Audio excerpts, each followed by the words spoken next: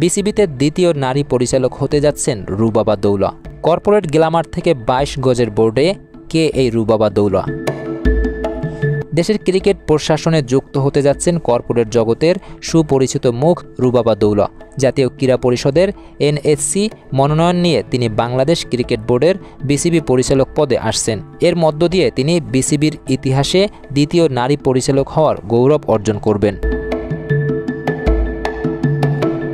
বর্তমানে রুবাবা দৌলা বহুজাতিক প্রতিষ্ঠান ওরাকল বাংলাদেশ, নেপাল, ভুটানের কান্ট্রি ডিরেক্টরের দায়িত্ব পালন করছেন। বিসিবির পরিচালনা পর্ষদের প্রথম সভায় তার অনুপস্থিতির কারণ হিসাবে জানা যায়, তিনি পরিচালক পদে যোগদানের আগে বর্তমান কর্মস্থল থেকে প্রয়োজনীয় ছাড়পত্র নিতে চান। ছাড়পত্র পাওয়া এবং বিসিবিতে তার আসতে খুব একটা জটিলতা নেই বলে সংশ্লিষ্ট সূত্র নিশ্চিত করেছে। কর্পোরেট জগৎ থেকে ক্রীড়া প্রশাসনে রুবাবা দৌলা মূলত একজন উদ্যোক্তা ও সফল ক্রীড়া সংগঠক হিসেবেই পরিচিত। কর্পোরেট জগতে তার কর্মজীবন শুরু এবং পরিচিতি ব্যাপকভাবে লাভ করে দেশের শীর্ষ টেলিকম কোম্পানি গ্রামীণফোনে। তিনি 11 বছর গ্রামীণফোনের প্রধান যোগাযোগ কর্মকর্তা ও প্রধান বিপণন কর্মকর্তা হিসেবে দায়িত্ব পালন করেন। উল্লেখ্য, এই সময় গ্রামীণফোন ছিল বাংলাদেশের জাতীয় ক্রিকেট দলের পৃষ্ঠপোষক। তিনি কর্পোরেট জীবনের পাশাপাশি ক্রীড়া প্রশাসনেও সক্রিয় ভূমিকা রেখেছেন।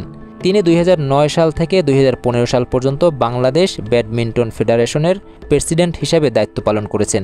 এছাড়াও তিনি বাংলাদেশ টেনিস ফেডারেশনের সভাপতির দায়িত্ব পালন করেছেন। রুবাবা দৌলা ঢাকা বিশ্ববিদ্যালয় থেকে বিবিএ ও এমবিএ ডিগ্রি লাভ করেন।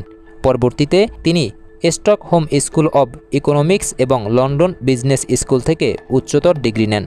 দেশের নারীদের বিভিন্ন ক্ষেত্রে উল্লেখযোগ্য ভূমিকার স্বীকারোক্তিস্বরূপ তিনি 2006 সালে অনন্যা শীর্ষ 10 পুরস্কার লাভ করেন। পারিবারিকভাবে তার সাংস্কৃতিক অঙ্গনে পরিচিতি রয়েছে। শিল্পী কামরুল হাসান তার মামা এবং জনপ্রিয় নজরুল সঙ্গীত শিল্পী ফিরোজা বেগম তার ফুপু। বিসিবিতে তার আগমন দেশের ক্রিকেট প্রশাসনে নতুন দক্ষতা ও দৃষ্টিভঙ্গি যোগ করবে বলে আশা করা হচ্ছে। এরকম আরও আপডেট পেতে আমাদের চ্যানেলটি সাবস্ক্রাইব করুন। লাইক, কমেন্ট, শেয়ার করে আমাদের সাথে থাকুন।